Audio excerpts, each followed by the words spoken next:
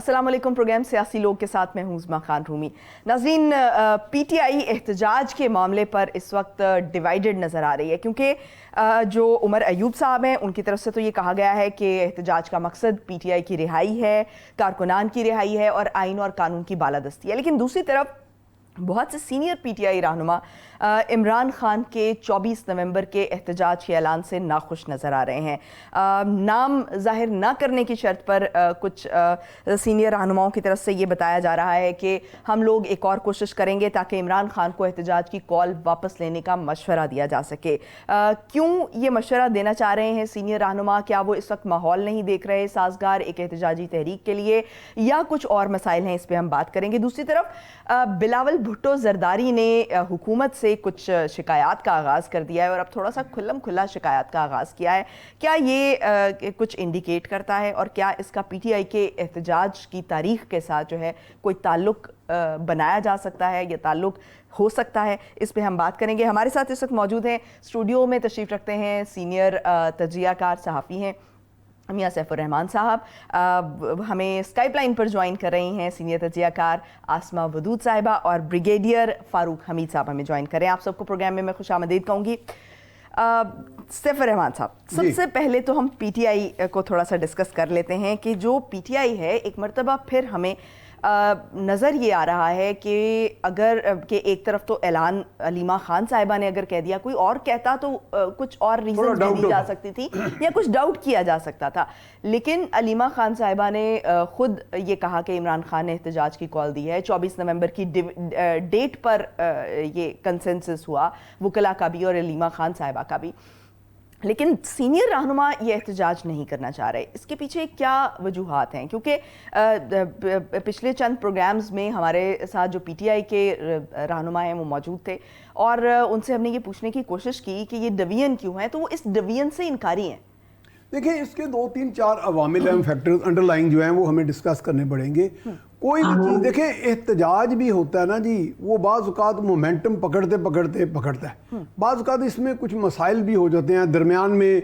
वो आपके जो मद्दे मुकाबल कुव्वतें हैं वो अपना अपना भी वो यानी चालें चल रही होती हैं, वो आपको किसी तरह डिवाइड एंड रूल भी कर रहे होते हैं यानी। और फिर इधर से भी मतलब खान साहब और उनके जो टीम है वो भी अपने तौर पर सियासी जो शतरंज बिछी हुई है इस पे ऊपर वो अपनी चेस मूव्स भी कर रहे हैं, जिनमें एहतजाज की कॉल भी एक चेस मूव है। लेकिन ये है कि मेरा ख्याल है जो लोग थोड़े से, एक तो वो जो आपने कहा था ना कि कोई अदर फैक्टर्स हैं, अदर फैक्टर्स तो हैं, यानी कि कहीं ना कहीं से वो फील कर रहे हैं कि हम फिर कोई दबाव में ना आ जाएं, फिर कोई मुश्किल हालात में ना आ जाएं। वो उनसे तो वो 2-4 हैं। ये एक कॉन्स्टेंट फैक्टर है, इसे मैथमेटिकल कॉन्स्टेंट कह लें, इसको एक तरफ रख लें। दूसरा ये है कि एक प्रोटेस्ट फटीग की सी भी कैफियत है, यानी वो अपने तौर पे गेज कर रहे हैं कि बार बार लोगों को बाहर निकालना, भले वो कितना भी प्यार करते हों। जैसे मैं ये कहता हूं कि खान साहब की एक पार्टी बहुत बड़ी पार्टी है, ब्रॉड बेस्ड पार्टी है, पॉपुलर पार्टी है, और वो खुद करिज्मेटिक लीडर है। बात होता है कि करिज्मेटिक लीडर वोट तो बहुत ज़्यादा मैसिव ले जाता है, क्राउड भी पुल कर लेता है, लेकिन ज़रूरी नहीं कि वो प्रोटेस्ट को बड़ा कामयाब किस्म का हर वक्त कर ले और वो भी पुरअमन हो। फिर क्योंकि आप देखें ना कि इस प्रोटेस्ट के बारे में कुछ अहदाफ जो गलत सोच लिए गए कि प्रोटेस्ट होगा इधर तो और उधर अडियाला जेल से वो बाहर आ जाएंगे, ऐसा होता नहीं है। ऐसा देखो, there is no direct mathematical equation. तो चूंकि इसमें शायद उन लोगों ने वो कंफ्यूज हैं जो समझ रहे हैं कि जी कॉल इस वक्त ये गलत आ गई है, हमें एहतजाज में नहीं जाना चाहिए, कि जी अहदाफ तो हासिल नहीं होने। हालांकि मेरा ख्याल है खान साहब की स्ट्रेटजी मुझे वो बेहतर लग रही है। उनका हदफ ये नहीं है कि मैं और ही निकल आऊंगा, मेरा जहां तक ख्याल है उनका हदफ ये है कि वो जो किया जाए, इनिशिएट किया जाए कि अपनी बात कहने के लिए वो जो मोमेंटम बनाया जाए, बिल्डअप किया जाए अपने प्रोटेस्ट कॉल्स को, और जो भी हमारे यहाँ या बाहर के ममालिक में या जहां जहां भी फैसले होते हैं वहां हमारा मैसेज कन्वे हो कि भाई हमारे साथ ये हो रहा है और जनाब, यानी वेकअप कॉल है। मैं उसे सिर्फ प्रोटेस्ट कॉल नहीं कहता, मैं कहता हूँ ये sort of a wake up call है, एंड वेकअप फॉर हुम वो तो आप समझते हैं। तो इस वास्ते मेरा ख्याल है वो अपनी स्ट्रेटजी तो अच्छी खेल रहे हैं, लेकिन मेरा ज़ाती ख्याल है कि एक प्रोटेस्ट फटीग है दरमियाने टियर में भी, निचले टियर में भी, एक्टिविस्ट में भी। अच्छा, तो वो ये समझते हैं कि ये ना हो, क्योंकि फोकस ये था कि एहतजाज होगा और उधर से रिलीफ मिल जाएगा। जैसे अब इसमें 3-4 ऑब्जेक्टिव नहीं ना, ऐसा होता नहीं है, ऐसा होता नहीं है। जितनी तहरीकें चली हैं, जितनी वो उनका कोई रिजल्ट फौरी नहीं आता, उनका रिजल्ट फौरी नहीं आता, प्रेशर बिल्ड करने में या वक्ती तौर पर अपने कुछ मुतालबात मनवाने में कामयाब हो जाते हैं, लेकिन वो बहुत छोटे छोटे मुतालबात होते हैं। एक फॉल्ट लाइन है, मैं समझता हूँ वो बिल्ट इन फॉल्ट है, वो ये है कि जी हम जाएंगे और फिर वापस नहीं आएंगे जब तक हमारे मुतालबा ये, क्योंकि देखा जाए दुनिया में कहीं भी कोई कॉल, ये बड़ी अनोखी है कि प्रोटेस्ट कॉल हो, मिलियन मार्च होते हैं बाहर के मुल्कों में, पुरअमन तरीके से डिस्पर्स हो जाते हैं। ये नहीं वो कहते कि हम तो यहाँ से हटने वाले नहीं अभी तक, या तो ट्रंप रिजाइन करे या फलां ऐसे आ जाए या नेतन्याहू भाग जाए, ये तो फिर भी नहीं होता। हाँ ये है कि इसमें एक बेहतर स्ट्रेटजी यही है कि बात की जाए, अपनी बात को कन्वे किया जाए और विद द पब्लिक सपोर्ट। वो मैं समझता हूँ कि अगर खान साहब इस स्ट्रेटजी पे चल रहे हैं वो इफेक्टिव हो भी सकती है। ठीक, ब्रिगेडियर साहब, क्या ये एहतजाज की जो स्ट्रेटजी है ये इफेक्टिव हो सकती है और जो मुतालबात किए जा रहे हैं वो इससे वो नताइज, मतलूबा नताइज हासिल किए जा सकेंगे इस एहतजाज की तहरीक से? बिस्मिल्लाहिर्रहमानिर्रहीम, बहुत शुक्रिया। मेरी आवाज आ रही है आपको? जी जी आ रही है। देखिए बात ये है कि एक बड़ी इंपॉर्टेंट चीज ध्यान में रखें कि अभी तक जितने दफा ये एहतजाज हुआ है या लॉन्ग मार्च हुआ है, मिनी मार्च हुआ है, एजिटेशन मार्च हुआ है टुवर्ड्स इस्लामाबाद, डी चौक, ब्लू एरिया, वो सारे एंटी क्लाइमैक्स में खत्म हुए। इवन जब 25 मई 2 साल पहले इमरान खान ने खुद एक लॉन्ग मार्च को लीड किया था, वो उनकी गवर्नमेंट खत्म होने के बाद 2022 में, तो मुझे याद है कि जब वो पहुंचे थे, राना सौद साहब होम मिनिस्टर थे, जब वो पहुंचे इस्लामाबाद के जरा पहले एंटर भी किया, तो वहां पे जब उन्होंने बड़ी तादाद में रेंजर, पुलिस और एससी इन लोगों को देखा बड़ी तादाद में, तो उन्होंने उसी वक्त, और बहुत लोग आए थे, पूरे पाकिस्तान से लोग आए थे, उन्होंने उसी वक्त जनाब कॉल ऑफ किया कि जी यहाँ पे तो खून खराब होने का डर है, तो मैंने उस वजह से इसको कॉल ऑफ किया, लोग डिस्पर्स हो गए। अब आप लास्ट देख ले सूरत हाल 1 महीना पहले, it was an anti climax totally.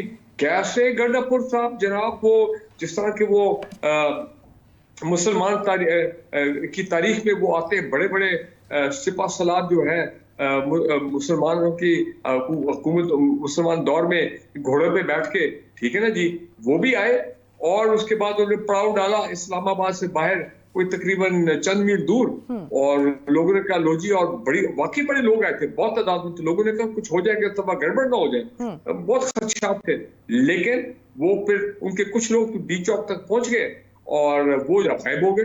गायब होके किधर गए, क्या हुआ, ये वो फ्लैट, उसके बाद मिस्टीरियसली वो वापस एक दिन के बाद पिशावर पहुंच गए।